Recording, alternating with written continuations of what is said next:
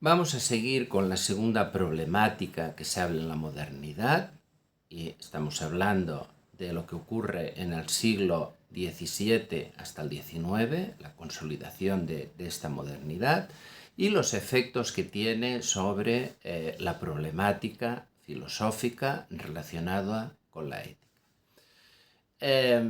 Vamos a ver, la ética se ha planteado en términos de filosofía antigua, muy ligada a la metafísica. Quizás la excepción sería Epicuro, pero bien, ahora no voy a entrar aquí. Hay un planteamiento metafísico de la ética como dominante y en la Edad Media vinculado también al tema de la religión. Lo que se plantea en el siglo XVII es cómo puede justificarse una ética si no es en términos de metafísicos ni en términos religiosos. Y aquí hay entre el siglo XVII-XIX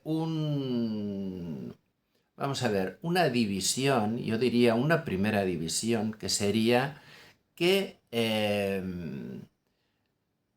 o planteamos, esta sería la primera opción, la ética como algo que se justifica en sí misma, es decir, la ética no necesita justificarse porque es lo que dignifica al hombre, y esta apuesta por la libertad, por la responsabilidad y la dignidad humana nos lleva a justificar la existencia, como digo, de la ética en sí misma, porque sería lo que dignificaría al hombre, que esta es la postura de Kant. Por lo tanto, para Kant, la libertad es, de alguna manera, la obediencia a la ley ética que nosotros determinamos, por lo tanto, sería una autodeterminación que solo se podía concretar a partir de la ley moral, mientras que el resto, digamos, de humanos que no se construyen como sujetos éticos y por lo tanto no llegan a esta dignidad, vivirían, digamos, como los animales en el reino de la ley natural, el reino de la necesidad, el reino del deseo, del sentimiento, ¿no? Y esto es el primer planteamiento de Kant. Evidentemente, Kant esto le lleva a una serie de formulaciones como el imperativo categórico, una ética hasta cierto punto formal, en el sentido que es la manera como actuamos, no es un código que hemos de seguir.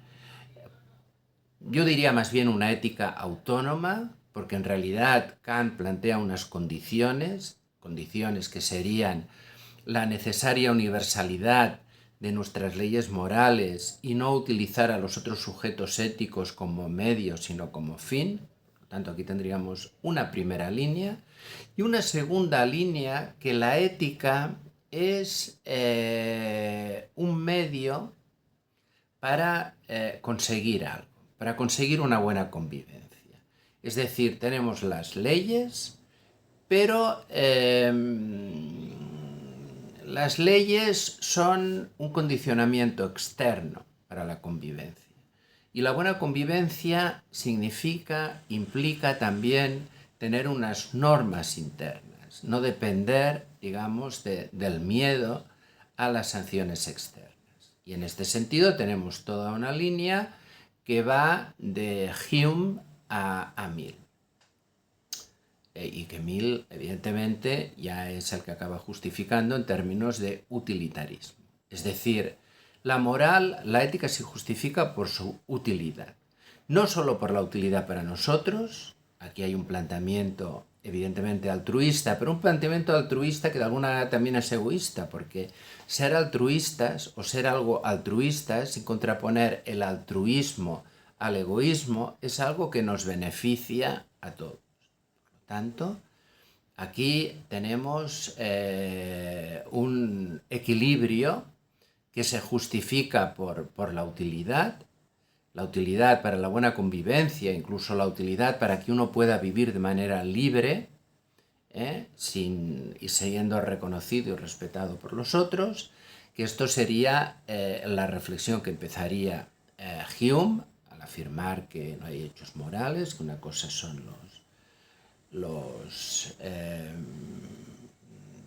una cosa son las cosas que pasan, los hechos que ocurren, y incluso una cosa es la lógica, y más allá de los juicios lógicos y los juicios de hecho, hay juicios éticos, morales, que Hume planteará que se justifican desde un sentimiento altruista y que Mill acabará de precisar hablando pues también de esta utilidad, ¿no? Es decir, por lo tanto, de una cierta también racionalidad, pero siempre apoyándose también en el caso de Mill en estos sentimientos morales altruistas que tenemos según Hume y que hay que apoyar desde el punto de vista de la educación. Estas son las dos grandes corrientes, de hecho, yo creo, de la ética, pero hay otras. Por ejemplo, tenemos el planteamiento de Spinoza, ¿no? Para Spinoza, vamos a ver, hay una cierta vinculación, aquí hay una cierta vinculación con la metafísica, en el sentido de que es todo su planteamiento ontológico el que también le lleva a unos planteamientos éticos. Pero de alguna manera, en una línea, digamos, con todas las diferencias que podía ser similar, por ejemplo, a la de los estoicos, ¿no? Pero también hay, digamos, en